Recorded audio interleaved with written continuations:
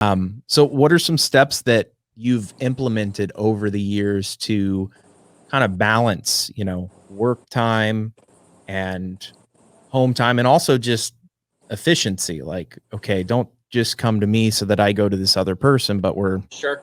yeah. I'll answer the first question first. Yeah. The family work-life balance thing. Honestly, there's not some days. There's just not balance. It's really hard to say, I'm going to go to work at 7:30 and I'm going to get off at 4:30 and that's all I'm going to do every single day. Mm. Because from going back to that autonomy thing and letting the guys do how they think is best, like Jordan loves to work until 6 or 7 o'clock at night to get a job done so he doesn't have to go back the next day. Right. Well, if he needs to talk to me at the end of that day, now there are rules. He knows my son goes to bed he starts his bedtime at 7:30. I'm not answering that call. But if he calls me at 6:30 and he needs to talk about, hey, we got this done, or he's sending me a text to let me know like what the plan for the next day is. There's a running joke we used to have when one of the project managers we had was working for us before he decided to go to another career. But we live around the word pivot.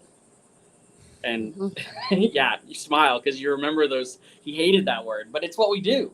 Yeah. And so you can't just have complete balance and be able to pivot like that accordingly. This isn't one of my best employees I've ever had ended up ultimately leaving because he had a little bit of OCD and he wanted to be able to go to work at 9, get off at 5. And that's just not the reality for us. If the job finishes and you're off at 3:30 because there's no point in going to start something else, then you're off at 3:30 that day. If it's 5 and you've got 30 minutes left to finish and then you got to clean up, you probably should just finish that job and get off early on Friday. Yeah. And so balance doesn't happen all the time. But the steps that I take to do it are twofold. One, probably the best thing I ever did was I got a personal phone. And I guard that number almost with my life. Tim, you don't even have that number. And I talk to you all the time. Like, no one in the company except for Kinsey has it, and that's because she's my sister. Lucky. Yeah. We can talk about that at the lunch table. But, going back to being a workaholic, like, so at 6 o'clock every night, I turn off my work phone. And so I tell clients, I have a client that likes to text me at midnight or 1 o'clock in the morning when he's thinking of stuff.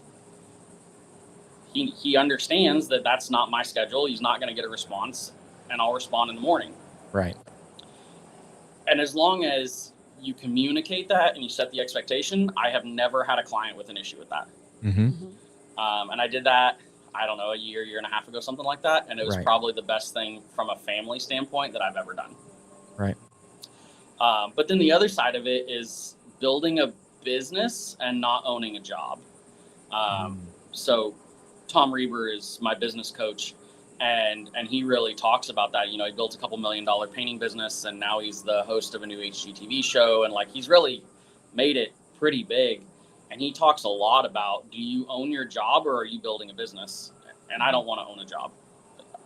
I can go work for someone else and leave all my stress and headaches at the office when I leave every day, or I could build this thing but then it's about culture. We have Monday morning meetings every day, and it brought a tear to my eye. 4 weeks ago, I gave everyone a book called Extreme Ownership, and we have a big group text that runs around, and one of the guys told me that they'd made a mistake, and someone else in the company said, hey, don't tell the boss when you mess up, just fix it. And the guy responded and he said, no, Extreme Ownership says we're going to take ownership for our successes and our failures. And then we're going to be better to not make them again. And it was just like that's what it's about. That's how you find balance, is you find people that can handle the office while you're gone for a week, or handle the field while you're gone for a week, that aren't going to take it's good enough as good enough. They're going to strive for excellence. And so you really have to put people in position to succeed.